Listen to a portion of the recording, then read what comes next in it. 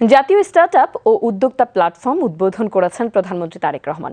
আজ সকালে ঢাকা বিশ্ববিদ্যালয়ে তারুণ্য, স্টার্টআপ ও সম্ভাবনার বাংলাদেশ শীর্ষক বিশেষ আয়োজনে তিনি এই প্ল্যাটফর্মের উদ্বোধন করেন। স্টার্টআপে গর্ব দেশ, সবার আগে বাংলাদেশ স্লোগানে বিশ্ববিদ্যালয়ের নওয়াব আলী চৌধুরী সিনেট ভবনে এই অনুষ্ঠানের আয়োজন করা হয়। অনুষ্ঠানে সফল স্টার্টআপ উদ্যোক্তারা তাদের অভিজ্ঞতা শেয়ার করেন। এ সময় প্রধানমন্ত্রী উদ্যোক্তাদের কিছু সমস্যার তাৎক্ষণিক সমাধানের আশ্বাস দেন। এরপর স্টার্টআপ বিষয়ে শিক্ষার্থীদের সঙ্গে মুক্ত আলোচনায় অংশ নেন প্রধানমন্ত্রী তারেক রহমান। এ সময় বিভিন্ন বিশ্ববিদ্যালয়ের শিক্ষার্থীদের প্রশ্নের উত্তর দেন তিনি। প্রধানমন্ত্রী তারেক রহমান বলেন, তরুণদের নতুন নতুন আইডিয়া নিয়ে আসতে হবে। সকলে সম্মিলিতভাবে কাজ করলে লক্ষ্যে পৌঁছানো সম্ভব বলে মন্তব্য করেন প্রধানমন্ত্রী। আমরা যদি স্টার্টআপ যারা আছেন ওনাদের সাথে, এন্টারপ্রেনার যারা আছেন ওনাদের সাথে যদি কাজ না করি, আমরা নতুন আইডিয়া পাবো না। এখন আমাদেরকে নতুন নতুন আইডিয়াতে যেতে হবে, যেই আইডিয়াগুলো তাড়াতাড়ি আমাদেরকে বেনিফিট দেবে। সো এরকম যদি কোনো কিছু এন্টারপ্রেনার যদি কোনো নতুন আইডিয়া নিয়ে আসে এবং আমরা যদি দেখি, অ্যানালাইসিস করি যে ওই আইডিয়াগুলো will give us a good benefit, definitely আমরা ওগুলোকে ফান্ড করবো ইনশাল্লাহ। আমরা তো নতুনভাবে জিনিসটা শুরু করতে চাইছি। আমরা চাইছি যে আপনাদের মতন ইয়াং এন্টারপ্রেনার যারা আছে তারা তাদের আসুক আস্তে আস্তে। আমরাও আপনাদের কাছে রিচ করতে চাইছি। সময় একটু লাগবে আমাদের, কিন্তু আমরা যদি সকলে মিলে সিনসিয়ারলি কাজ করি, নিশ্চয়ই আমরা আমাদের গোল অ্যাচিভ করতে পারবো, এটা আমি মনে করি।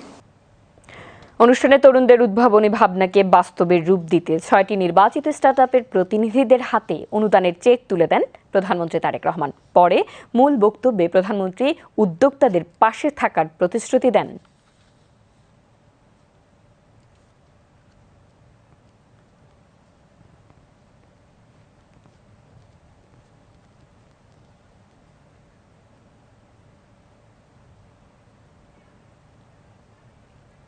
আপনাদেরকে এগিয়ে আসতে হবে।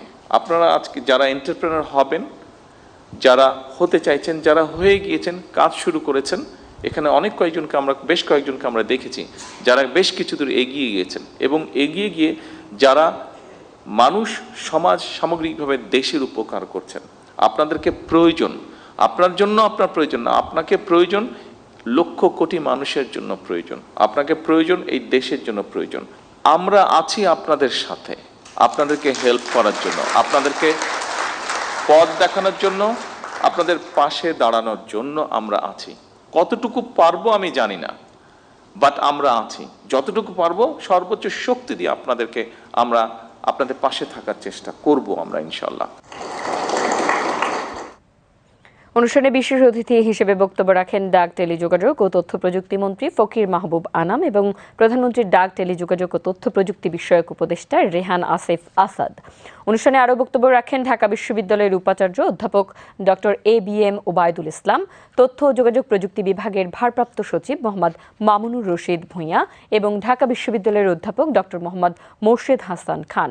পরে প্রধানমন্ত্রী তারেক রহমান সিনেট ভবনে উদ্ভাবনী স্টার্টআপ স্টল পরিদর্শন করেন।